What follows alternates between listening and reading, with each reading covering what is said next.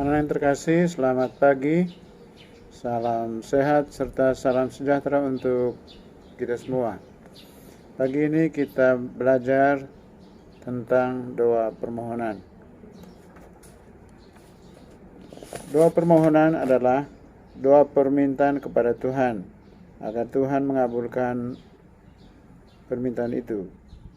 Doa yang diucapkan dengan penuh kepercayaan pasti akan dikabulkan oleh Tuhan. Seperti kisah seorang anak yang minta supaya tidak menangis bila kalah dalam perlombaan. Begitu pula permohonan dari seorang perwira Romawi kepada Yesus. Yesus mengabulkan permohonannya dengan menyembuhkan hambanya yang sedang sakit. Doa yang diucapkan dengan hati yang jujur, ikhlas dan penuh kepercayaan tentu akan dikabulkan oleh Tuhan. Pada pelajaran ini kita akan belajar tentang doa permohonan. Baik, mengawali pembelajaran kita, mari kita buka dengan doa. Dalam nama Bapa dan Putra dan Roh Kudus. Amin. Allah Bapa yang Maha Baik, Engkau selalu mendengarkan dan mengabulkan permohonan orang yang datang kepadamu. Dengarkanlah permohonan kami dan kabulkanlah doa kami. Demi Kristus Tuhan dan pengantara kami. Amin. O Roh Kudus, sucikanlah bibir dan lidahku dengan api ilahi, supaya aku suka berbicara mengenai Yesus. Santo Fransiskus Assisi, pelindung kongregasi SFD, doakanlah kami. Moeder Constantia van der Linden, pendiri kongregasi SFD, doakanlah kami. Santa Maria, pelindung sekolah kami, doakanlah kami. Salam Maria, penuh rahmat, Tuhan sertamu. Terpujilah engkau di antara wanita, dan terpujilah buah tubuhmu Yesus. Santa Maria, Bunda Allah, doakanlah kami yang berdosa ini, sekarang dan waktu kami mati. Amin. Dalam nama Bapa dan Putra dan Roh Kudus. Amin.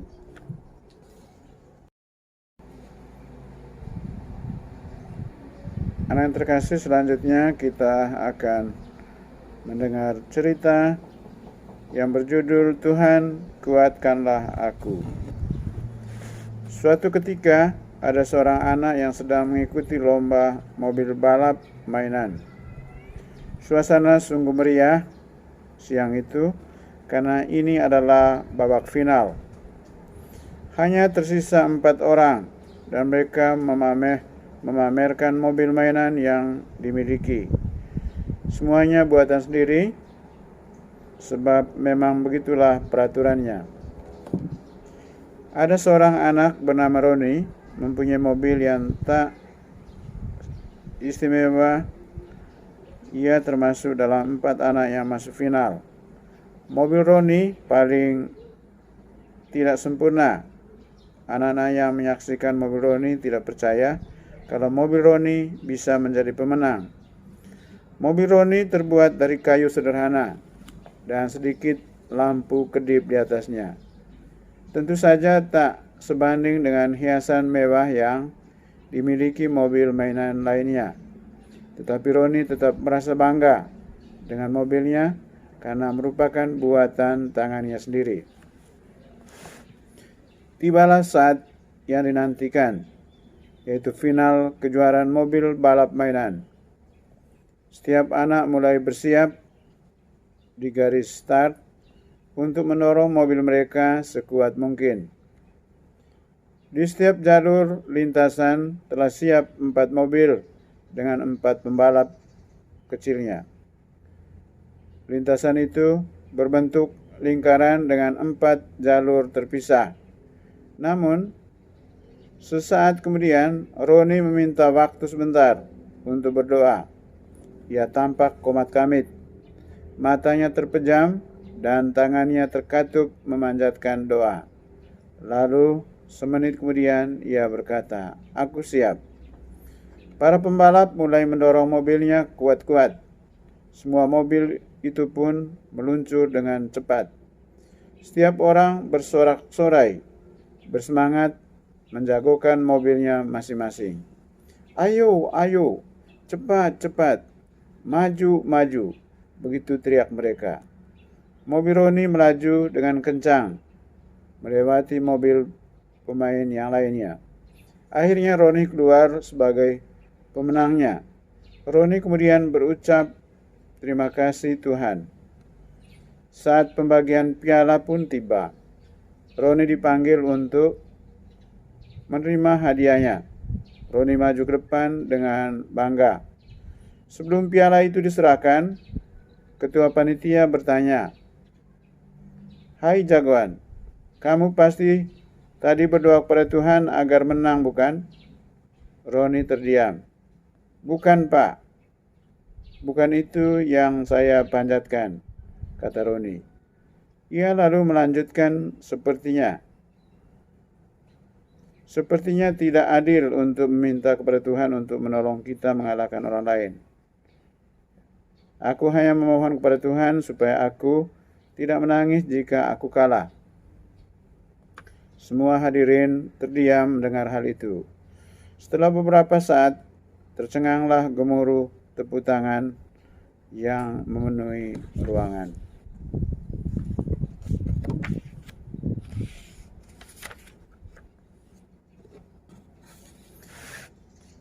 Anak yang terkasih, sebelum pertandingan, Roni berdoa kepada Tuhan. Roni memohon kepada Tuhan agar dia dikuatkan. Ia mohon supaya tidak menangis jika kalah dalam perlombaan. Ia tidak berdoa agar ia menang dalam perlombaan itu.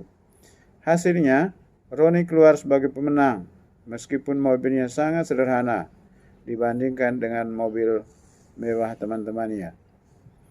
Setelah keluar sebagai pemenang, sikap Roni adalah mengucapkan terima kasih kepada Tuhan. Ia tidak lupa bersyukur kepada Tuhan. Tuhan ternyata mengabulkan doa Roni. Roni sungguh percaya kepada Tuhan. Jika kita memohon sesuatu kepada Tuhan dengan penuh kepercayaan, maka Tuhan akan mengabulkan doa kita. Baik, selanjutnya kita dengar cerita kitab suci yang berjudul Permohonan Perwira Cornelius. Injil Lukas bab 7 ayat 1 sampai 10. Di pantai danau Galilea yang indah terletak sebuah kota kecil yang bernama Kapernaum. Di Kapernaum hiduplah Cornelius, seorang perwira tentara Roma. Ia mengepalai satu regu tentara yang terdiri atas 100 orang yang menjaga keamanan di daerah itu atas nama Kaisar Roma. Sekalipun ia seorang anggota tentara penjajah, Cornelius adalah seorang yang baik. Ia bersikap adil dan jujur. Ia suka menolong orang yang miskin, dan ia membangun rumah ibadat bagi penduduk kota itu.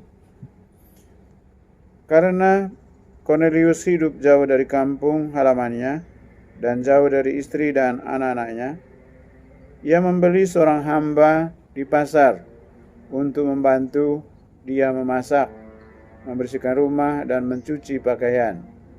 Hamba itu diperlakukan Cornelius seperti anaknya sendiri.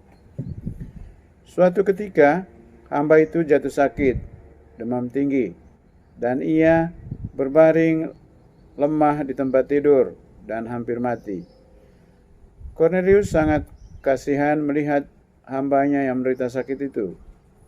Di dalam kesusahan itu, Cornelius ingat akan Yesus dari Nazaret yang sering mengajar di rumah ibadat yang dibangunnya itu. Menurut cerita orang, Yesus sangat berkuasa dan sanggup menyembuhkan orang sakit. Cornelius berpikir, saya akan pergi mencari Yesus. Dialah yang bisa membantu hamba saya. Lalu perwira Cornelius meninggalkan rumah untuk menemui Yesus. Karena Yesus tidak ada di kota, maka Cornelius mencari dia di luar kota. Pada saat Cornelius keluar dari pintu gerbang kota, Ia melihat Yesus masuk.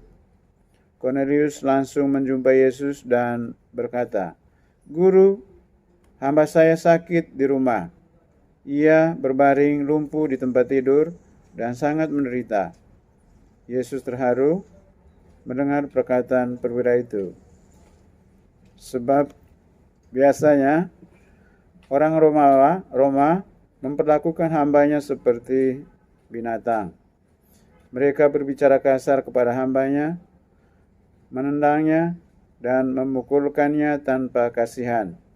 Akan tetapi, perwira itu datang kepada Yesus karena belas kasihan terhadap hambanya yang sakit itu. Karena itu Yesus berkata, "Aku akan datang menyembuhkan dia." Cornelius sungguh senang mendengar Yesus mau datang untuk menolong hambanya. Tetapi Cornelius menjadi bingung dan berpikir, bagaimana Yesus mau datang dan masuk ke dalam rumah saya? Bukankah orang Yahudi tidak boleh masuk ke dalam rumah orang kafir seperti saya ini? Tetapi hamba saya sakit keras dan Yesus mau datang untuk menyembuhkannya. Bagaimana ini? Cornelius berpikir, kalau Yesus memberi perintah, niscaya perintah itu akan terlaksana.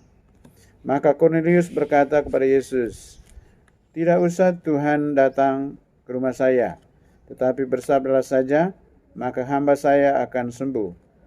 Yesus heran dan kagum mendengar perkataan perwira itu. Yesus menoleh kepada orang banyak yang mengikutinya dan berkata, "Bukan main orang ini. Di antara orang Israel pun belum pernah aku menemukan orang yang begitu percaya kepadaku." Lalu Yesus berkata kepada perwira Cornelius, "Pulanglah, apa yang engkau percaya itu akan terjadi." Pada saat itu juga hambanya menjadi sembuh. Pertanyaan. Anak yang terkasih, selanjutnya kita akan menjawab beberapa pertanyaan. Yang pertama, sebutkanlah sifat-sifat baik perwira Cornelius. Rendah hati, baik hati, adil dan jujur, suka menolong orang miskin, membangun rumah ibadat bagi penduduk kota, dan berusaha untuk menyembuhkan hambanya dari sakit demam tinggi. Pertanyaan yang kedua, apa sebabnya perwira Cornelius pergi mencari Yesus untuk menyembuhkan hambanya yang sakit? Pertanyaan ketiga, mengapa Yesus terharu mendengar permohonan perwira Cornelius? Karena imannya yang luar biasa kepada Yesus. Yang kedua, sikapnya yang baik hati terhadap hambanya. 4. Mengapa perwira Cornelius bingung mendengar Yesus mau pergi ke rumahnya untuk menyembuhkan hambanya?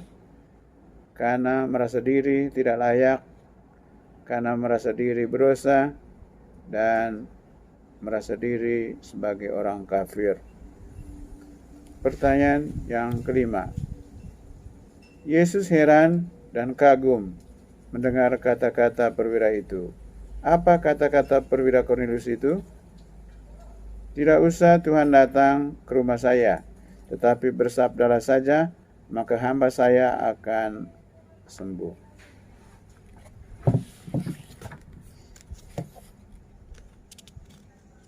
Peneguhan. Anak yang terkasih, perwira Cornelius telah menunjukkan kepada kita untuk memohon kepada Tuhan dengan baik. Kita hendaknya selalu memohon kepada Tuhan dengan sikap penuh percaya kepadanya. Kita hendaknya memohon dengan sikap rendah hati. Sebelum melakukan sesuatu, kita diharapkan berdoa kepada Tuhan dan memohon bantuan kepada Tuhan. Misalnya sebelum belajar atau sebelum bekerja. Ketika berdoa kepada Tuhan, kita diharapkan berdoa dengan penuh iman dan kepercayaan. kita perlu bertekun dalam doa. Doa permohonan adalah doa meminta sesuatu kepada Tuhan dengan penuh kepercayaan dan harapan. Kita mohon sesuatu dengan sikap tulus dan rendah hati. Perwira Romawi atau perwira Cornelius bukan orang Yahudi, namun ia datang kepada Yesus dan meminta Yesus menyembuhkan hambanya yang sedang sakit. Ia memohon dengan rendah hati dan tulus. Yesus mengabulkan permohonannya. Yesus menyembuhkan hambanya yang sedang sakit. Yesus menyembuhkan hamba perwira itu karena perwira itu memohon dengan tulus dan ikhlas serta penuh dengan iman. Baik anak yang terkasih, mari kita tutup pelajaran kita pagi ini dengan berdoa. Dalam nama Bapa dan Putra dan Roh Kudus. Amin. Tuhan Bapa yang makasih, terima kasih atas sabda-Mu yang telah kami dengar dalam pelajaran ini tentang iman perwira Cornelius yang luar biasa kepada Yesus, dan akhirnya Yesus memberikan sebuah mujizat, yaitu menyembuhkan hambanya yang sedang sakit sesuai dengan permohonan perwira Cornelius. Semoga teladan yang diberikan oleh perwira Cornelius juga menjadi teladan dan contoh kami dalam hidup, sehingga kami selalu berdoa dan percaya kepadamu dengan tulus hati. Santa Maria, pelindung sekolah kami, doakanlah kami. Salam Maria, penuh rahmat, Tuhan sertamu, terpujilah engkau di antara wanita, dan terpujilah buah tubuhmu Yesus. Santa Maria, Bunda Allah, doakanlah kami yang berdosa ini, sekarang dan waktu kami mati. Amin. Dalam nama Bapa dan Putra dan Roh Kudus. Amin.